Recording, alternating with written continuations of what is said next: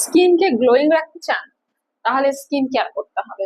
Proper skin care আপনার স্কিনকে glowing করতে পারবে।